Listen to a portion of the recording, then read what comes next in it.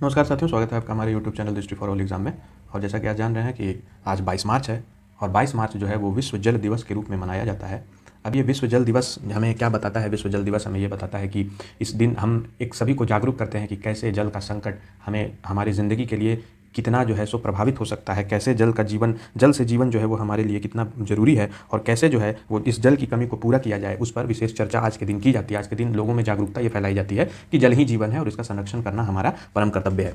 तो इसी आधार पर मैं आपके सामने एक वीडियो लेकर के आया हूँ जिसमें हम लोग जानेंगे कि विश्व जल दिवस है क्या और इसका महत्व क्या है, भारत में अभी जो है भारत में जल की स्थिति क्या है और फिर इसमें कमी क्यों आ रही है, इसका कारण भी जानेंगे और फिर इसके कुछ उपाय के बारे में जानेंगे। तो हम समग्र रूप से एक जल की महत्ता को समझ पाएंगे और उसके आधार पर जो विश्व जल दिवस मनाया जा रहा है उसके बारे में भी हम चर्चा कर पाएंगे और एक समग्र हमें जानकारी मिल पाएगी। तो जैसा जान रहे हैं कि 22 मार्च जो है वो हम विश्व जल दिवस के रूप में मनाते हैं। इसकी शुरुआत जो है ये 22 मार्च जो इसके जो है जो 22 मार्च को विश्व जल दिवस जो हम मनाते हैं, इसकी शुरुआत कब हुई थी? इसकी शुरुआत 1992 में की गई थी। 1992 में इसकी शुरुआत की गई थी। इसमें क्या हुआ था कि पर्यावरण और विकास पर जो है एक संयुक्त राष्ट्र सम्मेलन किया गया। कहाँ किया गया? रियो डी जेनेरियो में। रियो डी जेनेरियो में, है ना। रियो डी जेनेरियो में इसका जो था वो बैठक किया गया और उसी दिन से जो है वो 22 मार्च को जो है वो विश्व जल दिवस के रूप में हम मनाना शुरू किए। इसके उद्देश्य की अगर हम बात करें तो सबसे पहले ये जान लेते हैं कि इसके जो उद्देश्य हैं वो उद्देश्य, सबसे पहला उद्देश्य क्या हो जाता है इसमें कि जल संकट के बारे में जागरूक करना। जल संकट के बारे में जागरूक करना, बारे में जागरूकता को ये बताता है ना, जागरूकता। इसके बाद क्या है कि जो आपका अच्छा दूसरा चीज़ ये भी है कि ये एसडीजी के 6 है ना, मतलब कि 2030 तक सभी के लिए पानी और स्वच्छता की उपलब्धता, पानी और स्वच्छता की उपलब्धता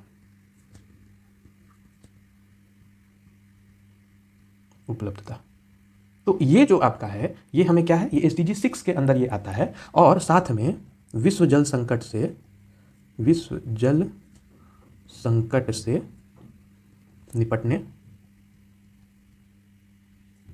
निपटने के लिए कार्रवाई करता है।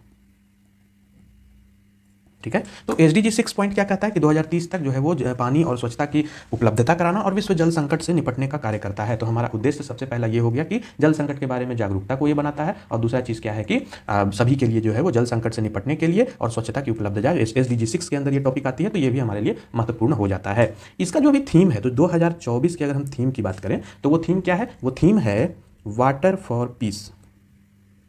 वाटर फॉर पीस, है ना, वाटर फॉर पीस। ठीक है, मतलब कि शांति के लिए जल। अगर इसको हम हिंदी में लिखें तो ये हो जाएगा शांति के लिए जल, शांति के लिए जल।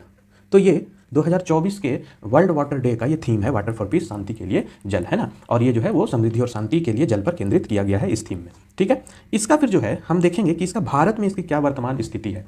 तो भारत में जो है वो भारत में इसकी क्या वर्तमान स्थिति है इसको हमें समझना होगा। देखिए, इसमें जो वार्षिक वर्षा है वो भारत में 4000 किलोमीटर क्यूब जो है इसका वार्षिक वर्षा होती है ना। और मिट्टी में इसका अंतःस्राव कितना होता है? 2131 किलोमीटर क्यूब। सतही प्रवाह इसका कितना है? 1869 किलोमीटर क्यूब। उपयोग योग्य भूजल कितने हैं? 399 किलोमीटर क्यूब। उपयोगी सतही प्रवाह कितने हैं? 690 किलोमीटर क्यूब। और उपयोग के लिए उपलब्ध कितने हैं? 1086 किलोमीटर क्यूब, है ना। और प्रति व्यक्ति उपलब्धता कितनी है 2000 में? तो 1050 घन मीटर, मतलब 1050 मीटर क्यूब प्रति ईयर, है ना। और प्रति व्यक्ति उपलब्धता 2020 में कितनी है? 900 मीटर क्यूब पर वर्ष। तो देखिए कितना का डिफरेंस आया कि 2000 में 1050 मीटर क्यूब पर ईयर जो था ये प्रति व्यक्ति उपलब्धता थी और वही 2020 में प्रति व्यक्ति उपलब्धता कितनी हो गई? 900 मीटर क्यूब पर ईयर। तो सोच सकते हैं कि हमारे लिए जल को संरक्षण करना कितना महत्वपूर्ण हो जाता है और इसी के लिए ये जो है वो विश्व जल दिवस के जरिए पृथ्वी पर जल की महत्ता को समझने के लिए हमें इस प्रकार के कार्यक्रम को चलाना पड़ता है वैश्विक स्तर पे। अच्छा, भारत में हम इसके कारण को देखेंगे। ये समग्र रूप से विश्व में भी यही कारण होते हैं, लेकिन भारत में भी हम समझ लेंगे तो पूरे विश्व का हमें समझ में आएगा कि ओवर एंड ऑल कमोबेश सब में एक ही कारण मौजूद है ना। तो सबसे पहला जो कारण है इस जल की कमी का, वो सबसे पहला कारण है आपका क्या? कि शहरीकरण और औद्योगिकरण का तेजी से बढ़ना। शहरीकरण और औद्योगिकरण का तेजी से बढ़ना, औद्योगिकरण, है ना, ये तेज़ी से बढ़ रहे हैं। तो शहरीकरण और औद्योगिकरण का तेज़ी से जो डेवलपमेंट किया जा रहा है, जो जिस तरह से विकास हो रहा है, तो वो सबसे बड़ा जल संकट का कारण बनता है। दूसरा क्या है? दूसरा है कि कृषि पद्धति जो है हम लोग के, है ना, उसमें कुशलता की कमी है। और वो कुशलता की कमी के कारण क्या होता है कि जो भूजल है उसका अधिक दोहन किया जाता है। तो इसमें हम ये कह सकते हैं कि अकुशल कृषि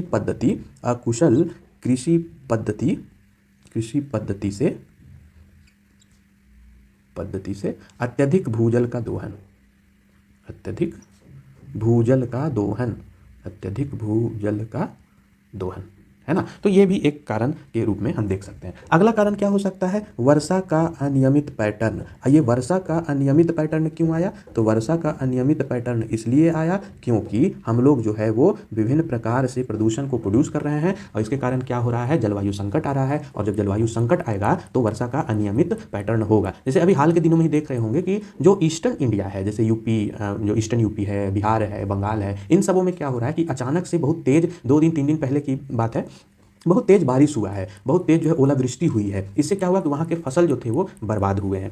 तो नुकसान ये जो अनियमित जो पैटर्न से बारिश हुई है ना, अभी तो कोई बारिश का समय था नहीं वैसा, लेकिन बारिश जो हुई उससे क्या अफेक्ट हो गया कि हमारा ये हो रहा है कि यहाँ से फसल की बर्बादी हो गई। ये फसल की बर्बादी होना और अनियमित पैटर्न से वर्षा का होना, ये क्या है? ये जो है सो आपका जलवायु संकट है, ये पर्यावरण प्रदूषण के कारण है। और यही पर्यावरण प्रदूषण जब होगा तो कहीं ना कहीं सारे प्राकृतिक रिसोर्सेज पर असर पड़ेगा। और उसमें पहला जो एकमात्र रिसोर्स जो है, जो अभी महत्वपूर्ण हम पढ़ रहे हैं, वो क्या है? जल है। और जल में जब वर्षा का अनियमित पैटर्न होगा तो कहीं सूखा, तो कहीं बहुत ज़्यादा पानी की अधिकता हो जाएगी। तो इस कारण ये भी जो है सो जल की कमी का सबसे बड़ा कारण बनता है। चौथा पॉइंट अगर हम देखेंगे तो ये है खराब जल प्रबंधन। ये भी सबसे बड़ा कारण है जल संकट का, है ना। और यही जो है भारत में जल की कमी को बढ़ाता है। और एक और पॉइंट अगर हम जोड़ लें तो उचित बुनियादी ढांचे की कमी। और ये भी जो है वो हमें बताता है कि किस प्रकार से हमारे विश्व में, पृथ्वी पर जल की कमी का सबसे बड़ा असर हो रहा है। तो ये कमोबेश कहीं ना कहीं आपको पूरे विश्व में भी यही चीज़ देखने को मिलेगा, और इसी कारण जो है ये कमी के कारण को बताता है। आगे की राह क्या हो सकती है, अब इस पर थोड़ा सा बात कर लें। तो आगे की राह में सबसे पहला हो सकता है कि कुशल कृषि पद्धति को अपनाना, है ना। कुशल कृषि पद्धति में हम लोग क्या करेंगे? तो जैविक खाद का प्रयोग करना इत्यादि, है ना। जैविक खाद का अगर हम प्रयोग करते हैं तो इससे क्या होगा कि हम वाटर कंजर्वेशन कर पाएंगे, क्योंकि जब मिट्टी में जब जमा होगा पानी और मिट्टी को ज़्यादा जो है केमिकलाइज नहीं किया जाएगा, तो इससे क्या होगा कि पानी हमें कम ज़रूरत पड़ेगी और जलस्तर जो है वो बना रहेगा। दूसरा चीज़ है जो वर्षा का पानी का जमाव करना, जैसे होता है ना कि छत पर से पानी गिर रहा है तो उसका जमाव करना, या फिर इसको हम कह देंगे संग्रहण करना। इससे क्या होगा कि भूजल स्तर बढ़ेगा, और ये भी जो है हमारे लिए महत्वपूर्ण हो जाता है। ठीक है। तीसरा चीज़ ये करेंगे कि उद्योगों के अपशिष्ट का सही डंपिंग करना। ठीक है, सही डंपिंग करना। तो ये सब कुछ आपके उदाहरण हो सकते हैं जिसकी मदद से हम संरक्षण कर सकते हैं। और क्या कर सकते हैं? और हम ये कर सकते हैं कि वानिकीकरण करना। वानिकीकरण कहने का मतलब कि पेड़ लगाना, है ना, यानी एफोरेस्टेशन। तो ये भी जो है वो आपके लिए महत्वपूर्ण हो जाता है कि कैसे हम पानी को बचा सकते हैं। तो आज के वीडियो में हमने देखा कि आज जो 22 मार्च है वो किस लिए माना जाता है विशेष, क्योंकि आज जो है वो विश्व जल दिवस है। ये 1992 में रियो डी जेनेरियो में यूएन के द्वारा इसका जो था वो संयुक्त राष्ट्र महासभा जो है उसके द्वारा इसका जो है सो प्रतिपादित किया गया था, और इस दिवस को विश्व जल दिवस घोषित किया गया था। इसके उद्देश्य क्या है? ये विश्व जल दिवस का उद्देश्य क्या है? तो जल संकट के बारे में जागरूकता करना, है ना, स्वच्छ और पानी और स्वच्छता की उपलब्धता, और विश्व जल संकट से, है ना, निपटने के लिए कार्रवाई करना। तो ये आपके महत्वपूर्ण उद्देश्य हो जाते हैं। 2024 का थीम क्या है? तो 2024 का थीम है आपका वाटर फॉर पीस, यानी शांति के लिए जल। अब वर्तमान भारत में क्या स्थिति है तो ये डेटा मैंने आपको बताया, और इसकी कमी के क्या कारण है? तो हमारे पास कमी के ये कारण है कि शहरीकरण का बढ़ना, औद्योगिकरण, है ना, फिर आपका जो है अकुशल कृषि पद्धति, अत्यधिक भूजल का दोहन, वर्षा का अनियमित पैटर्न, खराब जल प्रबंधन, उचित बुनियादी ढांचे की कमी। तो ये सब जो है वो आपके जल संकट के कारण बनते हैं। इसका कैसे कर सकते हैं? तो हम कृषि पद्धति में जो है सो कुशल कृषि पद्धति का उपयोग करें, है ना, वर्षा के पानी का जमाव करें या संग्रहण करें, उसे ऐसे ही नाली में बहने ना दें, है ना, उद्योगों के अपशिष्ट का सही डंपिंग करें, वानिकीकरण करें, है ना, नदियों की सफाई सफाई करें, है ना। तो क्या होगा कि प्रदूषित अगर नहीं होगा जल, तो हम जल के कमी को, जल संकट को हम रोक पाएंगे, और इस प्रकार से विश्व जल दिवस जो है वो हमारे लिए महत्वपूर्ण हो जाता है। तो इस प्रकार से ये जो है सो आपका वीडियो विश्व जल दिवस के ऊपर था, और इसी तरीके से आप जो है सो अपनी तैयारी को जारी रखिए, हमारे चैनल से जुड़े रहिए, और मिलते हैं फिर अगले वीडियो में। धन्यवाद।